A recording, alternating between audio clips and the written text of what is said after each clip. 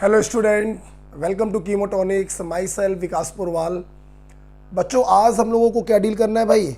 आज हम लोगों को डील करना है गैसियस स्टेट का session 1 question based on NCERT. आज के इस सेशन में बहुत ही इंटरेस्टिंग बात मैं आपको बताऊं। मैं जो आज 15 क्वेश्चन एनसीईआरटी से लेकर आया हूं, ऑलमोस्ट 12-13 क्वेश्चन जो है बेटा वो थ्योरेटिकल क्वेश्चन है। सेशन 2 में हम लोग खूब सारे न्यूमेरिकल क्वेश्चंस करेंगे, बट इस सेशन में जब मैंने एनसीईआरटी से क्वेश्चंस बनाए तो थ्योरेटिकल क्वेश्चंस बहुत सारे और भी बन सकते थे, जिसमें से अराउंड 15 क्वेश्चंस मैं लेकर आया हूं। अच्छे अच्छे क्वेश्चंस हैं। जो भी आपको नया पॉइंट दिखाई पड़े आप उसको अपनी नोटबुक में नोट कर लीजिएगा, ठीक है? तो आइए स्टार्ट करते हैं बिना टाइम बर्बाद किए हुए। That is gaseous state. Question number 1 क्या है भाई? Which of following statement is incorrect for London force? बेटा, आपको मालूम होना चाहिए कि हम लोग जो वॉन डेर वाल फोर्स पढ़ते हैं,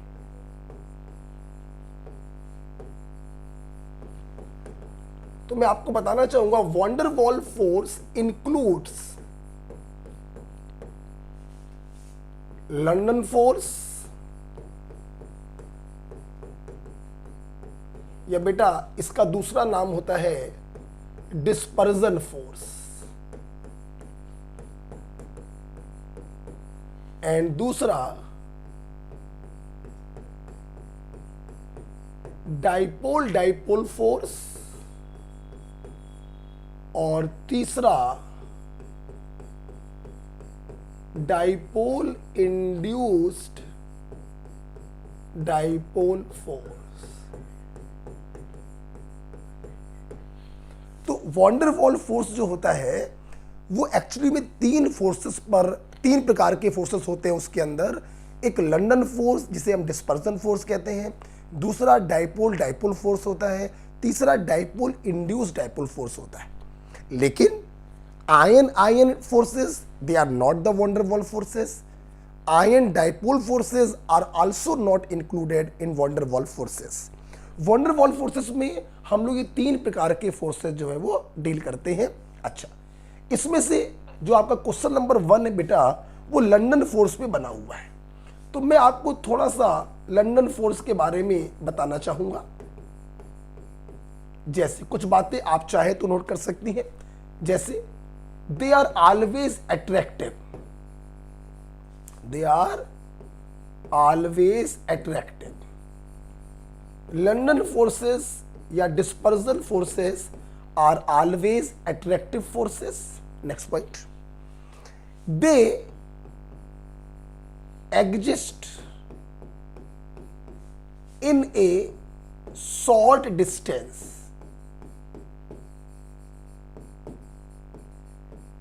इन ए शॉर्ट डिस्टेंस, ब्रैकेट में लिख सकते हैं around 500 picometre, between two non polar molecule.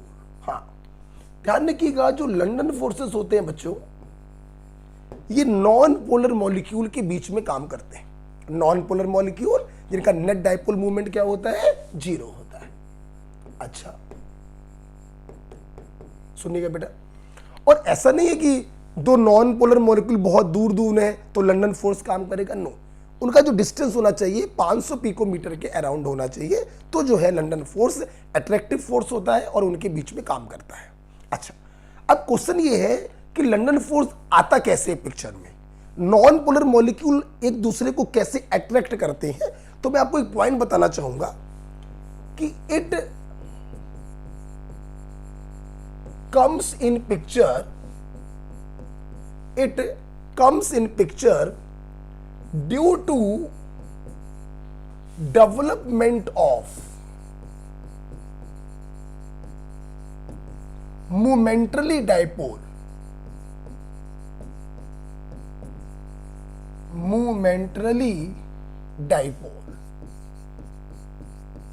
जिसे बच्चों हम लोग ट्रांजिएंट डाइपोल भी कहते हैं।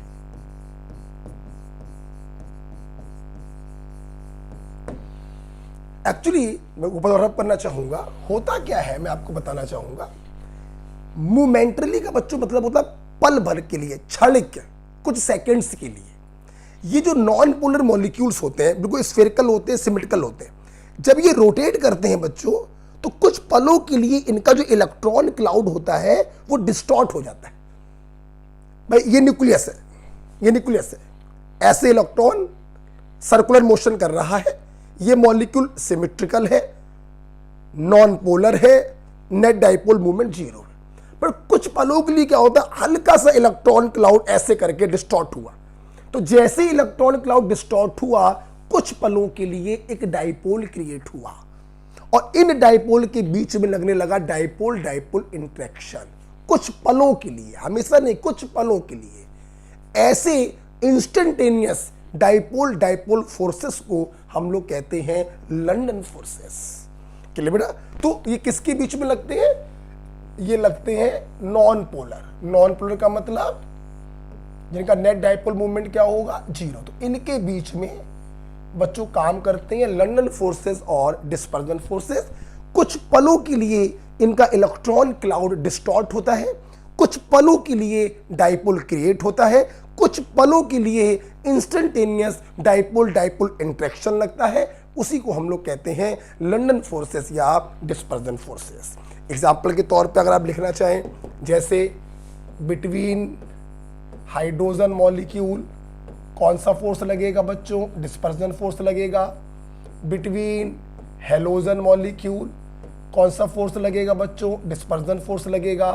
बिटवीन बेंजीन कौन सा फोर्स लगेगा, डिस्पर्जन फोर्स लगेगा या लंदन फोर्स लगेगा। अच्छा बेटा, यहां पे मैं लंदन फोर्स के बारे में 2 बातें और बताना चाहूंगा। जैसे अगली बात जो लंदन फोर्स के बारे में है कि its magnitude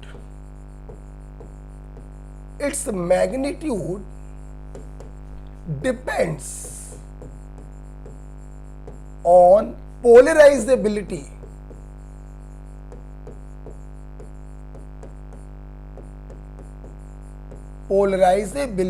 of molecule / atom, hence on their size।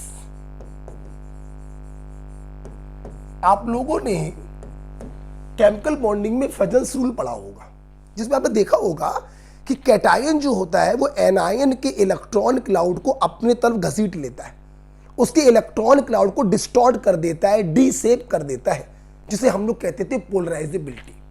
और वहां पे ये पढ़ाया जाता था कि एनायन का साइज जितना बड़ा होगा उसकी पोलराइजेबिलिटी भी उतनी ज्यादा होगी। यस, नॉन पोलर मॉलिक्यूल का साइज जितना बड़ा होगा इनके इलेक्ट्रॉनों का डिफॉर्म होना उतना आसान हो जाएगा। इसीलिए हम लोग ऐसा कहते हैं कि its magnitude depends on polarizability of molecule या atom, hence on its size और मास।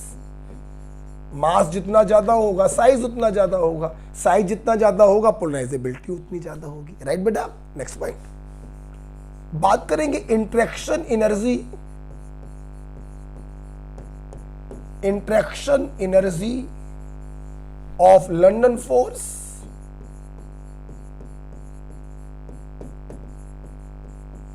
तो मैं आपको बताना चाहूंगा interaction energy of London force is directly proportional to cube of distance between 2 molecule and also directly proportional to distance की power 6। अंतर क्या है बच्चों? R की पावर 3 करते हैं in stationary molecule. Just minute बच्चों, 1 मिनट, इट्स सिंपल इतना बस। It is interaction energy of London force is inversely proportional to R की पावर 6। इसके पहले जो मैंने लिख दिया था वो डाइपोल डाइपोल का मैंने लिख दिया था। एक्चुअली में लंदन फोर्स की जो इंटरेक्शन एनर्जी होती है वो डिस्टेंस का पावर 6 के इनवर्सली प्रोपोर्शनल होती है, और ये बच्चों क्या है, डिस्टेंस है। ओके, तो इतनी बातें मैंने आपको बताई अबाउट द लंदन फोर्स। फिर से देखेंगे वॉन डेर वाल फोर्सेस में क्या क्या होता है। लंदन फोर्स होता है, डाइपोल डाइपोल फोर्स होता है, डाइपोल इंड्यूस डाइपोल फोर्स होता है। बात करेंगे लंदन फोर्स की, ऑलवेज अट्रैक्टिव होता है, नॉन पोलर मॉलिक्यूल के बीच में लगता है, 500 पिकोमीटर की शॉर्ट डिस्टेंस पे काम करता है, मोमेंटली डाइपोल पैदा होते हैं जिसको हम लोग कहते हैं लंडन फोर्सेस कहते हैं। इसका मैग्नीट्यूड पोलराइजेबिलिटी पे डिपेंड करता है और इसकी इंटरेक्शन एनर्जी होती है इनवर्सली प्रोपोर्शनल टू r की पावर 6। ओके, तो अगर आपको ये पॉइंट समझ में आया है आप लिख लीजिएगा, अगर ना मालूम हो आप पढ़ते हैं। It is always attractive force, बिल्कुल सही है। It's interaction energy is inversely proportional to 6th power of distance between two interacting particle, बिल्कुल सही लिखा हुआ है, ट्रू स्टेटमेंट है। These force are considerable at short distance of 500 picometre, बिल्कुल सही लिखा हुआ है। The magnitude of London force is independent from the size, गलत हो गया बच्चों। लंडन फोर्स का जो मैग्नीट्यूड होता है वो साइज पर डिपेंड करता है, मास पर डिपेंड करता है। Next point, it is present in non polar molecule, yes बिल्कुल सही है। And also called instantaneous dipole, instantaneous dipole, बिल्कुल सही लिखा हुआ है। तो इनकरेक्ट स्टेटमेंट बच्चों सिर्फ क्या हो गया, थर्ड वाला हो गया। क्लियर? चलिए, जो आपको नोट करना हो आपने नोट कर लिया होगा। एनसीईआरटी के बच्चों ये थ्योरेटिकल क्वेश्चंस है, बहुत ही अच्छे क्वेश्चंस है, ध्यान से देखेंगे। क्वेश्चन नंबर 2, क्वेश्चन नंबर 2 बच्चों आपसे पूछा गया है डाइपोल डाइपोल इंटरेक्शन के बारे में, मतलब वॉन डेर वाल फोर्स का जो दूसरा टाइप है, आइए उसको भी देखते हैं हम लोग। Dipole dipole forces, van der Waal force का सेकेंड टाइप है डाइपोल डाइपोल फोर्सेस। इसके बारे में मैं क्या बताना चाहूंगा, सबसे पहली बात तो मैं आपको यही बताना चाहूंगा, प्रेजेंट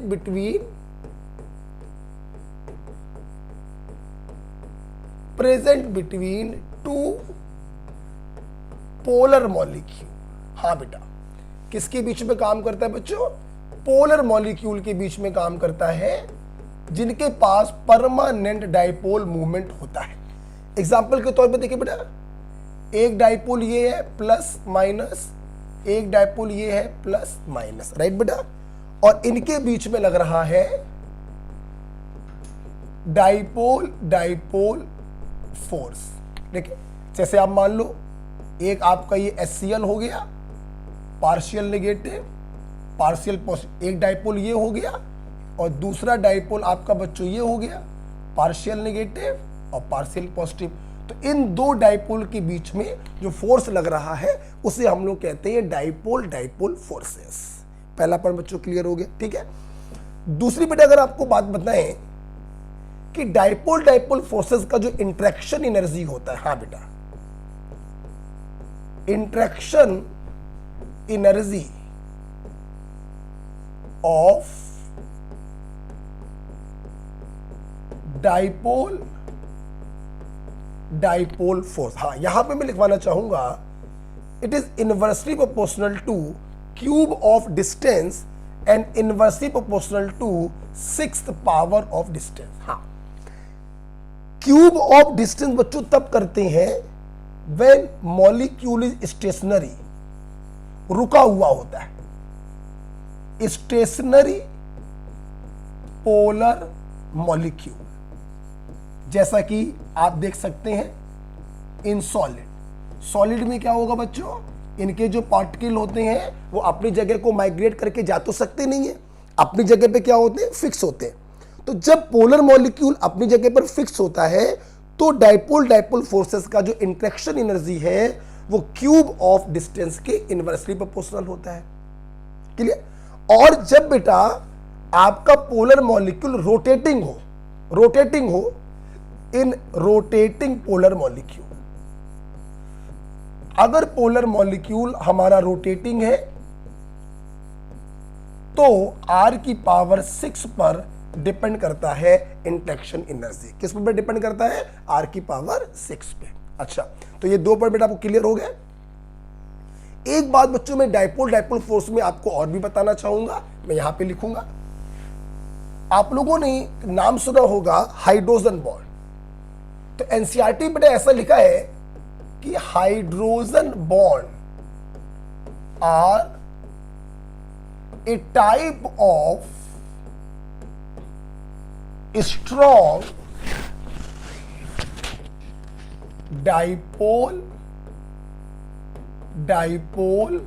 फोर्सेस, और इसकी एनर्जी भी लिखी होती है एनसीईआरटी में 10 to 100 kilo joule per mole. Okay बेटा, तो डाइपोल फोर्सेस के बारे में तीन बातें हम लोगों ने पढ़ी। पोलर मॉलिक्यूल के बीच में काम करता है। अगर ये पोलर मॉलिक्यूल रुके हुए हैं जैसा कि सॉलिड में होता है तो r की पावर 3, और अगर रोटेट कर रहे हैं तो r की पावर 6 के इनवर्सली प्रोपोर्शनल होता है। Hydrogen bond are a type of strong dipole forces. इनकी एनर्जी होती है 10 to 100 kilo joule per mole. For detail आप हाइड्रोजन बॉन्डिंग पढ़ेंगे in the chapter chemical bonding. Okay, I तो हम लोग बेटा बात करेंगे। अच्छा, आपको मैं चाहूं तो एक बात यहां पे और भी बता सकता हूं अबाउट द डाइपोल फोर्स, कि डाइपोल फोर्स जो होते हैं ये लंडन फोर्सेस से कमजोर होता, स्ट्रांग होते हैं, लेकिन आयन फोर्सेस से कमजोर हो गए।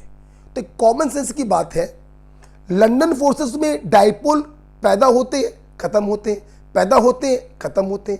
यहां पे डाइपोल क्या है, परमानेंट है। तो कोई भी सोच सकता है कि लंदन फोर्स में लगने वाला इंटरेक्शन कमजोर होगा और डाइपोल में लगने वाला इंटरेक्शन ज्यादा होगा। बात नंबर 1। बात नंबर 2, आयन इंटरेक्शन से ये कमजोर होते हैं, बिल्कुल होंगे। आयन का मतलब है फुल पॉजिटिव फुल नेगेटिव के बीच में लगने वाला फोर्स ऑफ अट्रैक्शन, जबकि यहां पे जो फोर्स लग रहा है वो पार्शियल पॉजिटिव और पार्शियल नेगेटिव के बीच में लग रहा है। इसलिए डाइपोल फोर्स लंदन फोर्स से स्ट्रांग होंगे, लेकिन आयन फोर्सेस से वीक होंगे। क्लियर? आइए देखते हैं कौन सा पॉइंट सही है। आपसे पूछा गया है करेक्ट पॉइंट। ओके भाई, देखते हैं।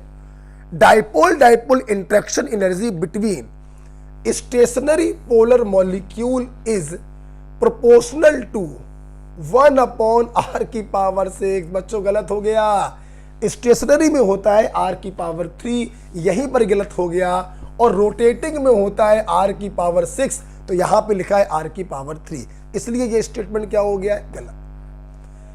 This type of interaction act between the molecule having permanent dipole movement, yes ये पॉइंट सही लिखा हुआ है। This interaction is stronger than ion, गलत हो गया बच्चों, आयन से वीकर होगा और लंदन फोर्स से स्ट्रॉन्गर होगा, तो ये भी क्या हो गया है, गलत। आपसे पूछा गया है करेक्ट, आंसर क्या होगा बच्चों, सेकंड होगा। ओके, तो इस प्रकार से आप लोगों ने क्वेश्चन नंबर 2 पढ़ा। जो भी आपको नया पॉइंट मिला हो आप उसको नोटबुक में नोट कर सकते हैं, राइट। नेक्स्ट, हाँ, क्वेश्चन नंबर 3। बच्चों ये भी एनसीईआरटी से बनाया हुआ पॉइंट है।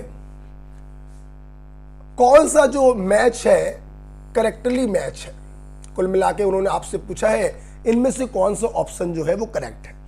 हमें दूर से अपना आंसर दिखाई पड़ रहा है कि bond energy lies between 10 to 100 kilo joule per mole for hydrogen bond, बिल्कुल सही। एनसीईआरटी में बच्चों ये लिखा हुआ है कि हाइड्रोजन बॉन्ड की जो बॉन्ड एनर्जी होती है वो 10 से 100 किलो जूल पर मोल के बीच में होती है। लकली आपसे करेक्ट ही पूछा गया है, तो सेकंड वाला क्या होगा, करेक्ट। बात करें बच्चों थर्ड वाले की, if bond energy is less than 20 kilo joule per mole then it is called van der Waal force, गलत बच्चों। वॉन्डर वॉल फोर्स की जो बॉन्ड एनर्जी होती है, वॉन्डर वॉल फोर्स की जो बॉन्ड एनर्जी होती है वो less than 8 kilo joule per मोल होती है। इसलिए बेटा थर्ड वाला ऑप्शन क्या हो गया, गलत हो गया। The bond energy is less then 30 kilo joule per mole for a chemical bond, बिल्कुल गलत हो गया। केमिकल बॉन्ड बोले तो कोवेलेंट बॉन्ड और आयनिक बॉन्ड बच्चों ये हाइड्रोजन बॉन्ड से ज्यादा स्ट्रांग होते हैं, तो इनका जो बॉन्ड एनर्जी होगा वो 100 किलो जूल पर मोल से ज्यादा होना चाहिए। इन्होंने लिख दिया है 30 से कम, सर्वथा गलत हो गया। इसलिए कौन सा पॉइंट सिर्फ सही होगा, सेकंड पॉइंट सही होगा। इस क्वेश्चन से आपको सीखने को मिल गया कि वॉन्डर वॉल फोर्स का जो बॉन्ड एनर्जी होता है 8 किलो जूल से कम होता है। हाइड्रोजन बॉन्ड का 10 से 100 होता है, केमिकल बॉन्ड का उससे भी ज्यादा होता है, राइट बेटा।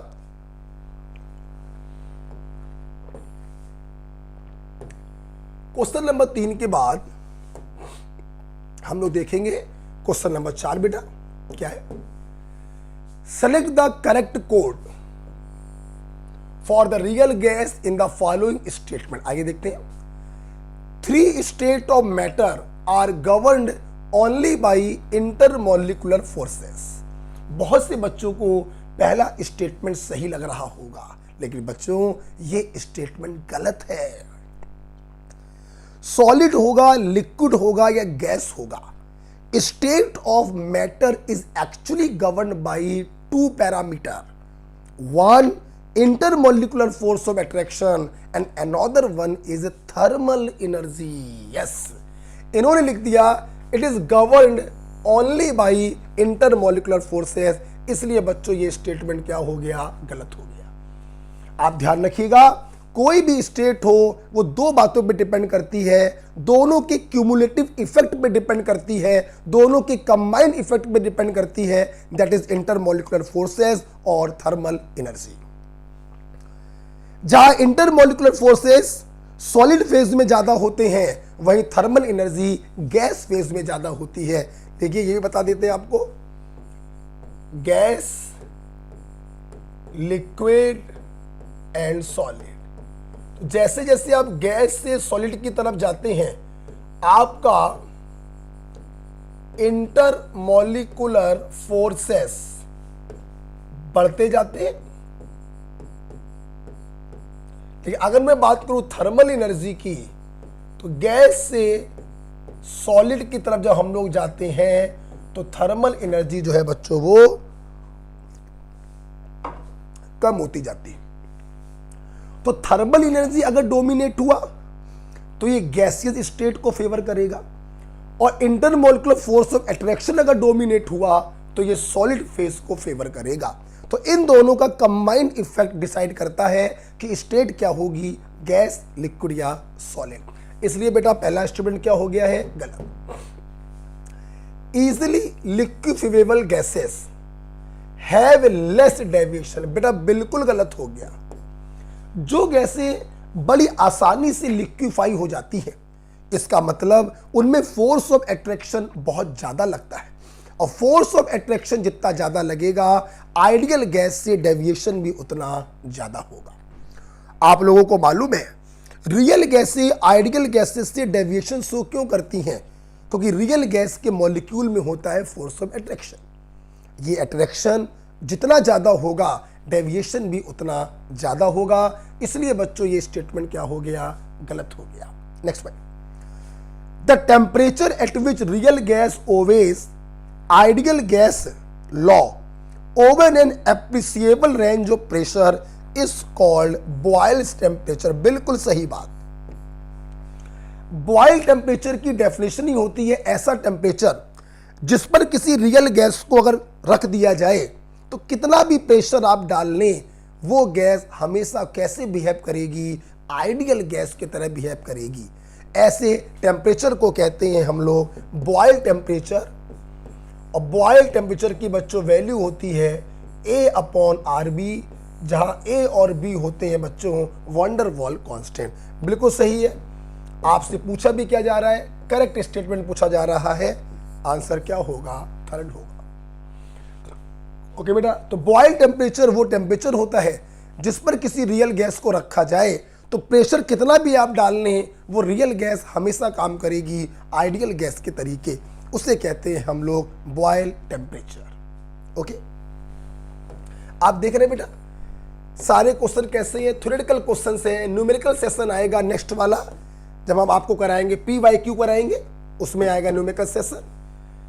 एनसीईआरटी से मैं तो 15 क्वेश्चन लेकर आया हूं, और मेरे हर क्वेश्चन में 4 एनसीईआरटी की लाइन मैंने कवर करी है।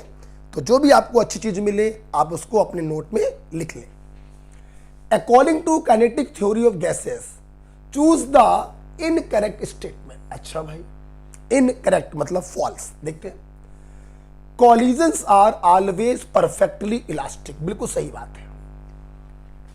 यही कारण होता है कि इनका लॉस ऑफ एनर्जी नहीं होता है। इंडिविजुअल एनर्जी चेंज हो सकती है, एनर्जी का एक्सचेंजमेंट हो सकता है, but total energy of molecules remain same. because their collision are perfectly elastic. Next point. Only a small number of molecule have very high velocity. बिल्कुल सही बात है।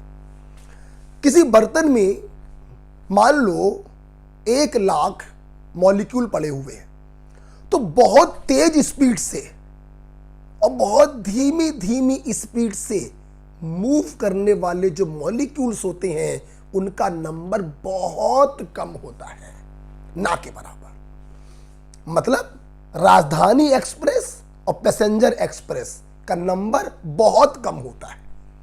मोस्ट ऑफ द मॉलिक्यूल जो होते हैं वो एक नॉर्मल रफ्तार से दौड़ते हैं, नॉर्मल रफ्तार से दौड़ते हैं। ना कोई राजधानी की तरह रेलगाड़ी की तरह भागेगा और ना कोई पैसेंजर रेलगाड़ी की तरह धीमे धीमे रेंगेगा। ऐसे मॉलिक्यूल का नंबर ना के बराबर होता है, बहुत कम होता है। यह स्टेटमेंट बिल्कुल सही है।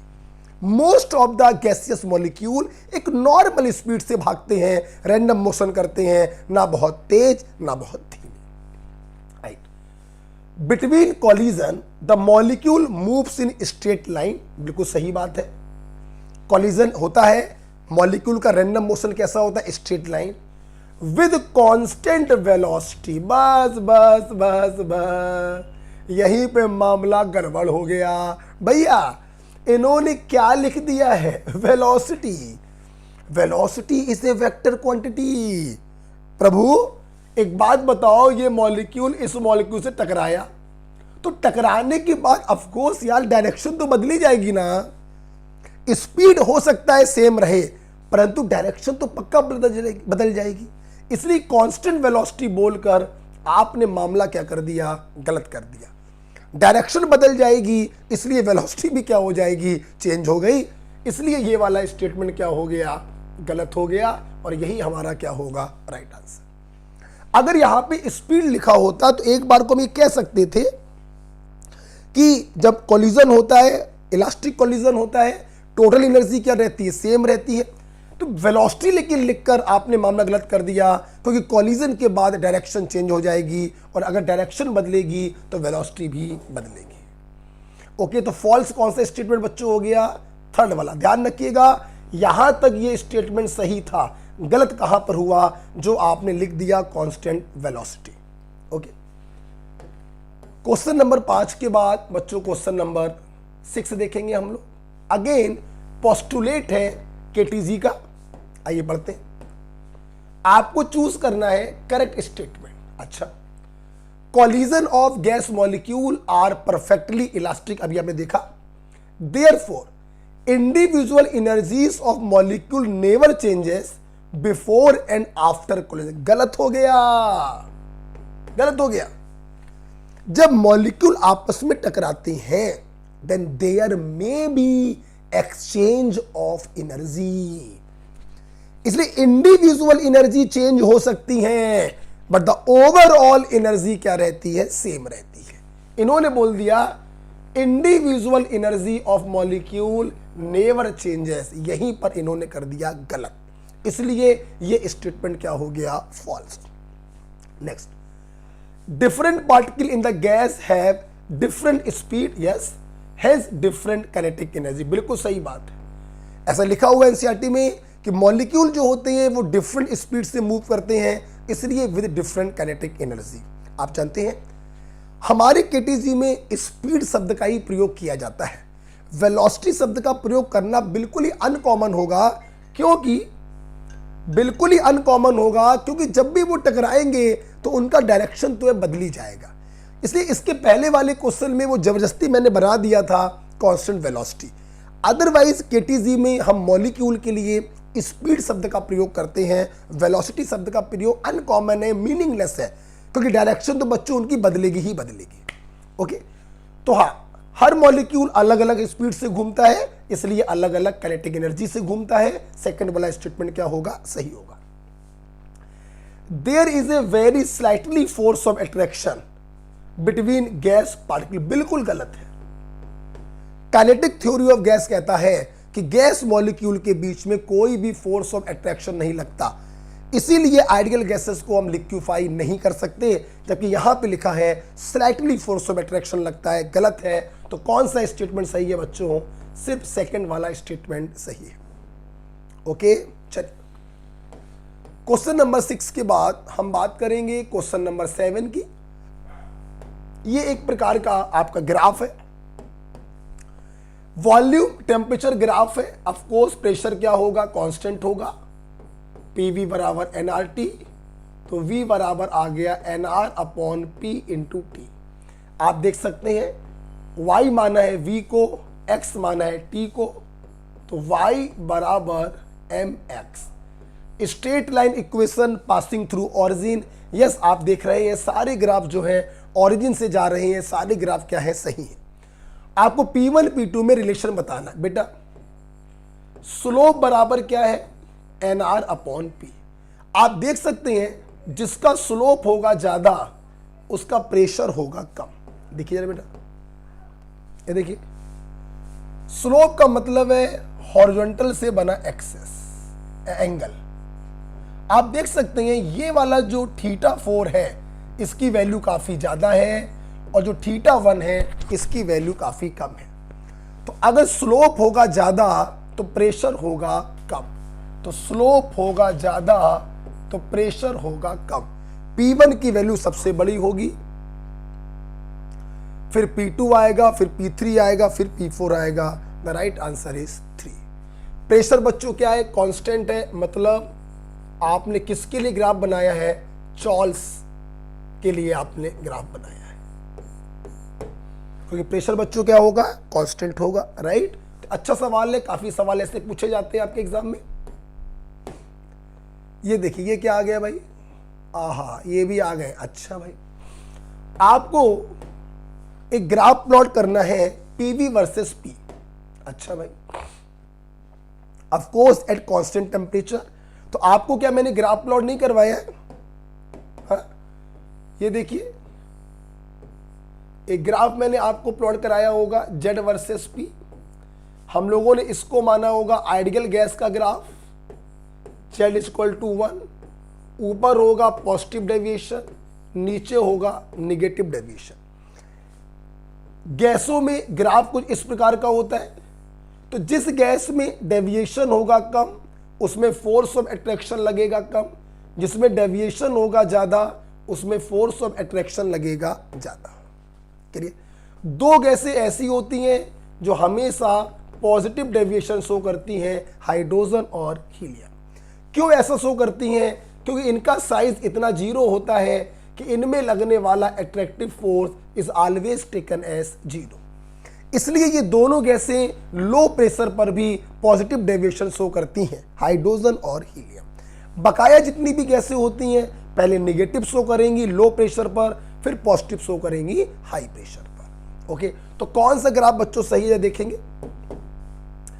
हाँ, ये सही लग रहा, ये सही लग रहा, ये मामला गलत हो गया। CO जो है डाइएटॉमिक गैस है, डेविएशन कम होगा। CH4 पॉलीएटॉमिक गैस है, डेविएशन ज्यादा होगा, गलत हो गया। ये सही है, ये सही है, लेकिन ये देखिए गलत हो गया है। अच्छा भाई, यहां पर देखो बेटा, यहां पर देखिए, हाँ ये भी सही है, ये भी सही है, ये भी सही है, और ये भी सही है।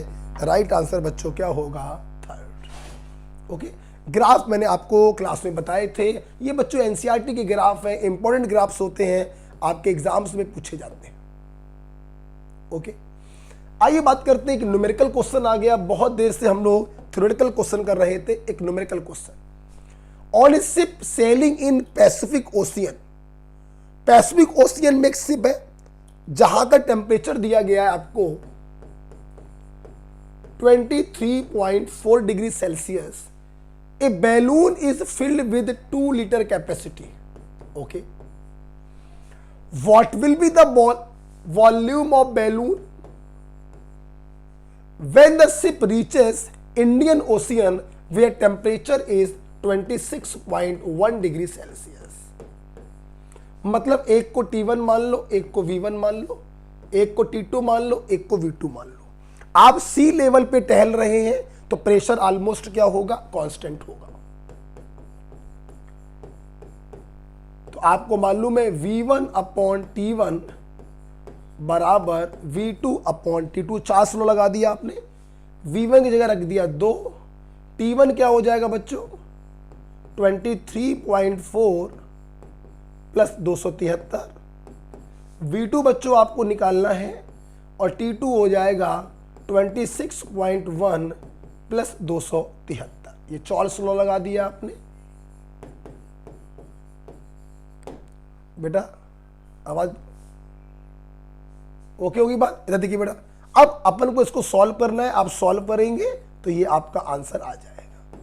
थोड़ा सा बेटा अगर कॉमन सेंस की बात करें हम लोग, तो आपने टेम्परेचर बहुत जरा सा बढ़ाया है 3 डिग्री सेल्सियस, जरा सा टेम्परेचर बढ़ाया है तो वॉल्यूम भी बच्चों जरा सा बढ़ेगा, 2 लीटर से जरा सा ज्यादा। मुझे दूर से आंसर दिखाई पड़ रहा है, इसका आंसर यही होगा। अगर आपको मेरी बात पे भरोसा ना हो तो आप इसको सॉल्व कर कर देख लीजिएगा। तो चार्ल्स इक्वेशन पर ये क्वेश्चन था, प्रेशर कांस्टेंट था क्योंकि आप सी लेवल पे टहल रहे थे, टेम्परेचर जरा सा चेंज हुआ तो वॉल्यूम भी जरा सा चेंज होगा। अगर एग्जैक्ट वैल्यू निकालनी है तो चार्ल्स लॉ आपने लगा दिया, V1 upon T1 equal to V2 upon T2। ध्यान रखिएगा, हम लोगों के जो टेम्परेचर्स होते हैं वो हमेशा किस में रखे जाते हैं, केल्विन में। आपको ये दिया गया है सेल्सियस स्केल में, आपने इसमें 273 ऐड कर दिया, किस में आ जाएगा बच्चों, केल्विन में आ जाएगा। ओके बेटा, चलिए क्वेश्चन नंबर 9 के बाद हम लोग बात करेंगे क्वेश्चन नंबर 10 की। देखिए बेटा क्वेश्चन नंबर 10 क्या है, सेलेक्ट द इनकरेक्ट स्टेटमेंट। अच्छा भाई, incorrect, at very low pressure and high temperature the compressibility factor is 1। बिल्कुल सही बच्चों, जब प्रेशर बहुत कम होता है और टेम्परेचर बहुत ज्यादा होता है तो very low pressure and high temperature, आपको मालूम होना चाहिए real gas work like ideal gas, और अगर ये आइडियल गैस की तरह काम करेगा तो Z की वैल्यू क्या होगी 1, क्योंकि वेरी लो प्रेशर पर A वाला फैक्टर भी 0 हो जाता है और B वाला फैक्टर भी 0 हो जाता है। इसलिए बच्चों पहला वाला स्टेटमेंट क्या हो गया है, ट्रू हो गया है।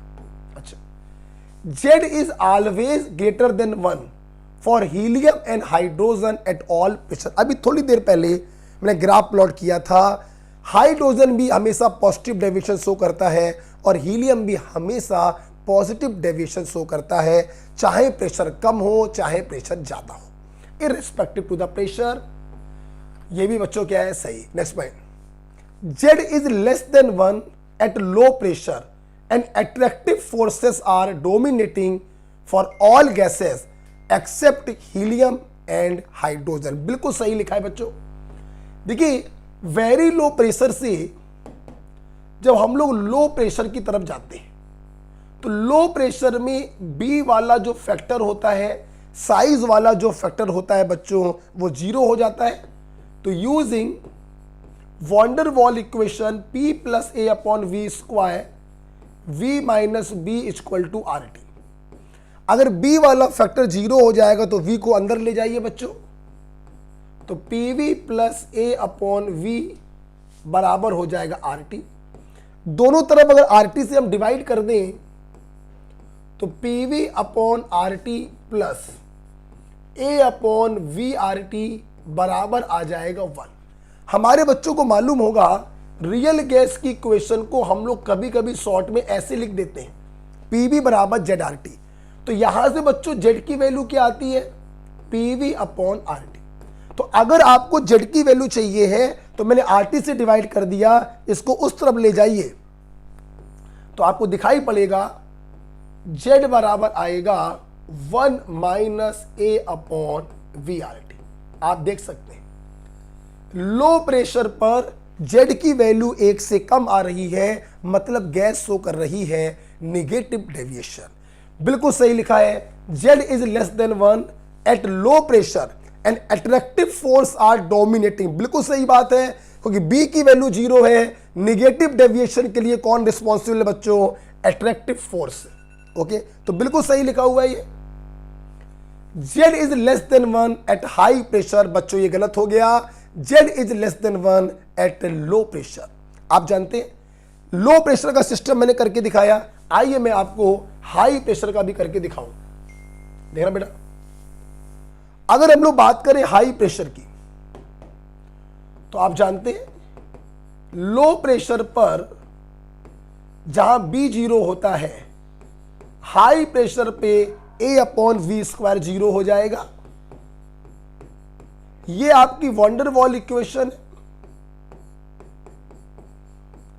ये 0 हो गया, P को अंदर ले जाइए,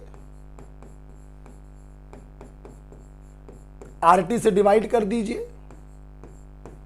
Z की वैल्यू निकालने के लिए हम लोग RT से डिवाइड कर रहे हैं बच्चों। ये वैल्यू क्या बन गई है Z, तो Z बराबर आ गया 1 + PB/RT। मतलब हाई प्रेशर पर Z की वैल्यू 1 से ज्यादा आती है, गैस पॉजिटिव डेविएशन शो करता है, इसलिए ये वाला स्टेटमेंट क्या हो गया, फॉल्स। और यही बच्चों हमारा क्या होगा, आंसर होगा। बेटा एनसीईआरटी की लाइन टू लाइन मैंने ये क्वेश्चन फ्रेम किए हैं, आई होप आप लोगों को बहुत मजा आ रहा होगा।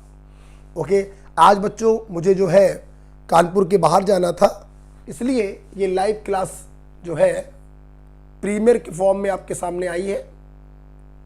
ओके, नेक्स्ट क्वेश्चन नंबर 11 देखते हैं। A mixture of dihydrogen and dioxygen. अच्छा भाई, डाईहाइड्रोजन और डाईऑक्सीजन का बच्चों एक मिक्सचर है, और इस मिक्सचर का टोटल प्रेशर है 1 बार। इसमें 20% बाई वेट हाइड्रोजन है, तो ये अंडरस्टूड है कि 80% बाई वेट ऑक्सीजन हो जाएगा। इन्होंने आपसे पूछा है हाइड्रोजन का पार्शियल प्रेशर बताइए। देखिए, पार्शियल प्रेशर जिस गैस का भी अपन को निकालना होता है, हमें उस गैस का मोल फ्रैक्शन चाहिए है multiplied by total mole, total pressure. Mole fraction कैसे निकालते हैं, उसके मोल बटे total mole into total pressure. अपन को परसेंट दिएगा, परसेंट का बच्चों मतलब होता है 100 में कितना। तो यहां से ये पॉइंट क्लियर हो रहा है कि 100 ग्राम के इस मिक्सचर में 20 ग्राम हाइड्रोजन है और 80 ग्राम ऑक्सीजन है। बच्चों हमको वेट नहीं, हमको मोल निकालने हैं, तो मोल बराबर वेट इन ग्राम अपॉन मॉलिक्यूलर वेट 10 आएगा, और मोल बराबर हो जाएंगे 80/32। 16 पंचे 80, 16 दूनी 32, 2.5। ये मोल्स बच्चों यहां पर सब्स्टिट्यूट कर दीजिए। मोल्स ऑफ हाइड्रोजन आ गए हैं 10, टोटल मोल हो जाएंगे 12.5, और टोटल प्रेशर बच्चों कितना दिया गया आपको, 1 बार दिया गया है। क्या दिया गया है, 1 बार। सॉल्व कर लीजिए, दशमलव हटाएंगे 0 बढ़ेगा, 25 चौको 100, 25 पंचे 125, और पन्नू 80 40, 5 8 जा 40। कौन सा आंसर हुआ, 0.8 बार। ओके, एनसीईआरटी का बच्चों क्वेश्चन था, सिंपल क्वेश्चन था, Dalton's law of partial pressure पर परसेंटेज बाई वेट को वेट में बदला, वेट से मोल निकाला, मोल से मोल फ्रैक्शन निकाला, और मोल फ्रैक्शन से पार्शियल प्रेशर निकाला। ओके, चल क्वेश्चन नंबर 11 की बात हम लोग बात करते हैं क्वेश्चन नंबर 12 की। क्या है भाई, देखते हैं। A open vessel containing air at 298 kelvin. हम लोगों को टेम्परेचर दिया गया है 298 kelvin, was cooled to a certain temperature. मैं इस T1 टेम्परेचर को किसी एक लोअर टेम्परेचर तक ले जा रहा हूं, जिससे क्या हुआ, number of molecule increased by 25%। अर्थात अगर यहां पर इनिशियल मोल n हो, तो यहां पर मोल हो जाएंगे इनिशियल मोल प्लस इनिशियल मोल का 25%, दैट इज 1.25 N। तो बताइए जरा इसका फाइनल टेम्परेचर क्या होगा। देखिए बच्चों, आपका वेसल ओपन है तो using PV equal to NRT। बर्तन बच्चों खुला हुआ है, प्रेशर कांस्टेंट होगा, वॉल्यूम भी आपने कांस्टेंट कर रखा है, R हमेशा होता है कांस्टेंट। तो यूज करिए एक्सप्रेशन N1T1 बराबर N2T2। N1 की जगह N रखिए, T1 की जगह 298 केल्विन। बच्चों N2 की जगह क्या आ जाएगा, फाइनल मोल्स, और T2 बच्चों आपको निकालना है, सॉल्व करेंगे। N से N कैंसल हो जाएगा तो T2 की वैल्यू केल्विन में आएगी 298 upon 1.25 kelvin. This is your answer. Okay, जो भी बच्चों आंसर मैच कर जाए वही आपका आंसर होगा। बहुत कम आंसर तो नहीं आएगा, या तो फर्स्ट वाला होगा या फिर थर्ड वाला होगा। आई करके देख लेते हैं। 298 ऑब्लिक 1.25, 238 के अराउंड आंसर आ रहा है। So the right answer is first. Okay okay, तो इस प्रकार से हम लोग देखते हैं। क्लियर? तो पहले तो देखो कैसे किया हम लोगों ने। T1 की वैल्यू आपको दी गई। अच्छा, T1 बच्चों क्या दिया गया है, 292 दिया गया। ओहो, कोई बात नहीं, आपको सवाल बड़ा समझ में आ गया ना। ये 292 दिया गया है, आई एम सॉरी, कोई दिक्कत नहीं, कॉन्सेप्ट तो बेटा वही रहेगा, राइट। ये 292 दिया गया बच्चों, ठीक है।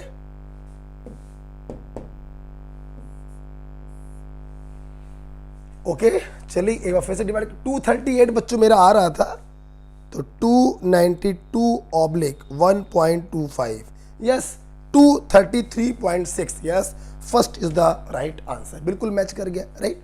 तो क्वेश्चन में कुछ नहीं था, हमने गैस को ठंडा किया। जब ठंडा करेंगे तो गैस के मॉलिक्यूल पास पास आ जाएंगे, तो ऊपर से जो एयर है वो और एयर बर्तन के अंदर आ गई। तो पहले मोल्स कितने थे, N, थोड़ी और एयर जब बर्तन के अंदर आ गई तो मोल कितने हो गए, 1.25 N। टेम्परेचर को जब आपने कम किया तो बर्तन के अंदर गैस के मोल्स बढ़ गए। ये आपकी बन गई है कंडीशन 1, ये आपकी बन गई है कंडीशन 2। N1T1 बराबर N2T2 आपने लगा दिया, सॉल्व करिए, T2 की वैल्यू आ जाएगी 234 केल्विन। अगर बच्चों ये टेम्परेचर आप बढ़ा देते तो गैस के मॉलिक्यूल दूर दूर चले जाते, बर्तन के बाहर निकल जाते, उसे हम लोग कहते हैं एक्सपेल्ड आउट केस। वहां पर भी सेम फंडा होता है, N1T1 बराबर N2T2 लगा देते हैं। यहां पर क्या हुआ, आपने ठंडा किया, गैस के मॉलिक्यूल पास पास आ गए, बर्तन में गैस का अमाउंट बढ़ गया, फंडा तब भी लगाएंगे N1T1 बराबर N2T2। ओके, चल क्वेश्चन नंबर 12 के बाद बेटा आपने क्वेश्चन नंबर 13 आपके सामने आ रहा है फ्रॉम एनसीईआरटी। देखिए बेटा, पहला, which of the following not characteristic of A gas, इनमें से कौन गैस के कैरेक्टर को डिनोट नहीं कर रहा है।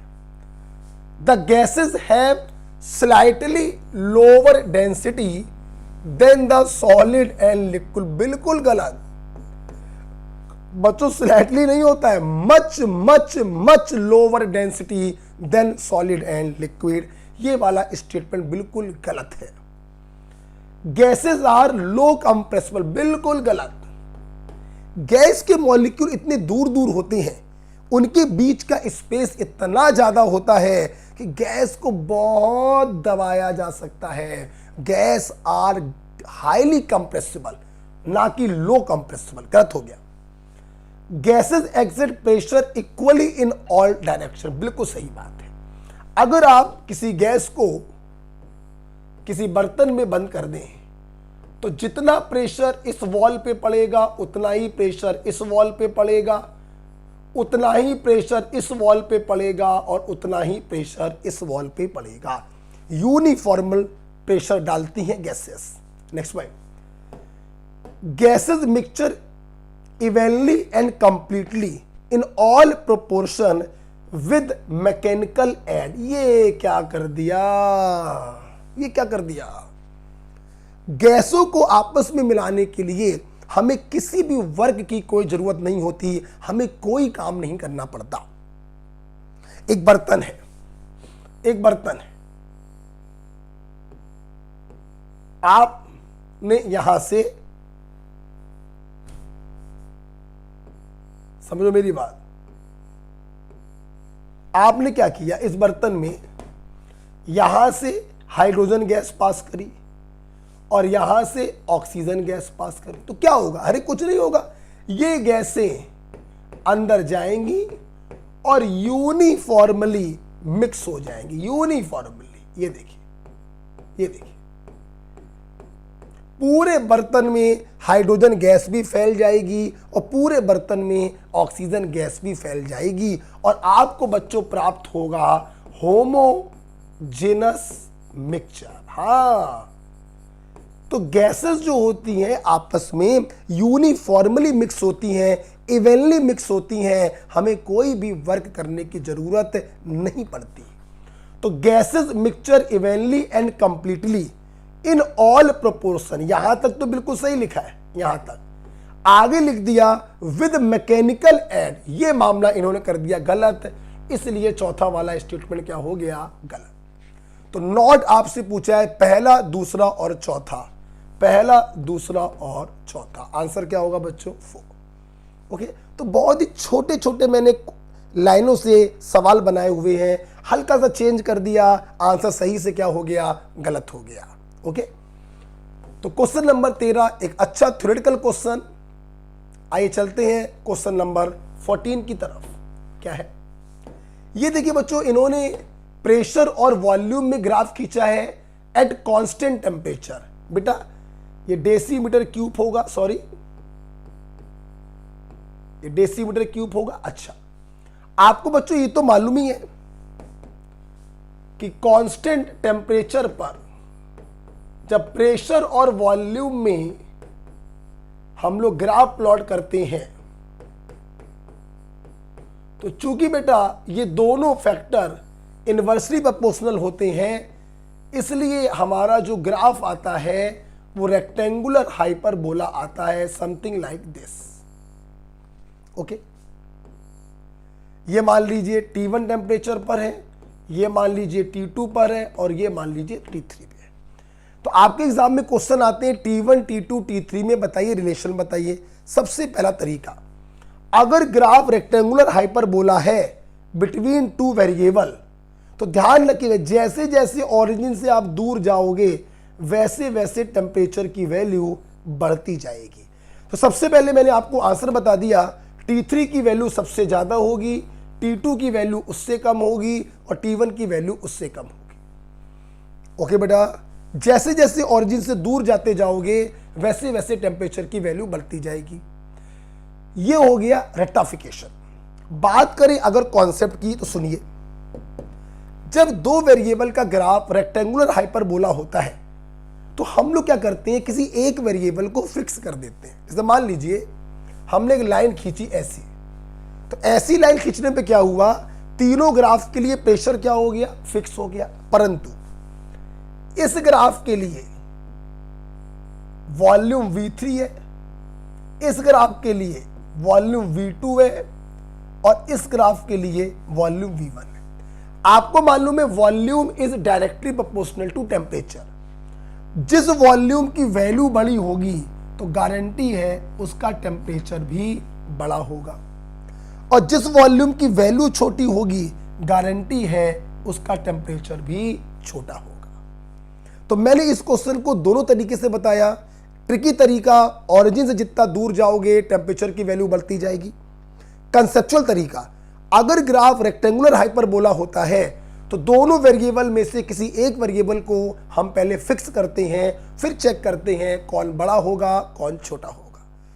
ये क्वेश्चन मैंने रिसेंटली जो टेस्ट लिए थे नीट 2021 पेपर के पहले, उसमें भी मैंने ये क्वेश्चन कराया था और देखिए इसी साल ये क्वेश्चन नीट में पूछा गया था। यस, ये क्वेश्चन इसी साल नीट में पूछा गया था, एनसीईआरटी से क्वेश्चन है, राइट बेटा। चलिए क्वेश्चन नंबर 14 के बाद, yes this is the last question, question number 15 क्या है भाई, देखिए बेटा। अच्छा, ये क्वेश्चन बच्चों में ग्राहम्स लॉ के ऊपर, ये जो क्वेश्चन है ग्राहम्स लॉ के ऊपर है। ओके, आइए देखते हैं क्या क्वेश्चन है।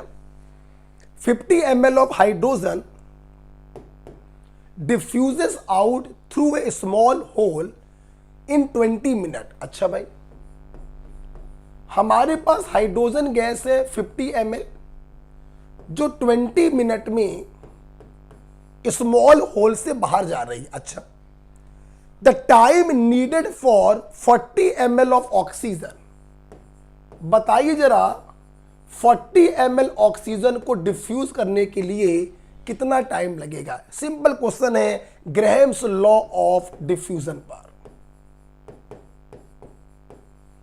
ग्राहम्स लॉ ऑफ डिफ्यूजन पर एक सिंपल क्वेश्चन है, आपको मालूम है rate of diffusion is defined as volume of gas diffuse per unit time and which is inversely proportional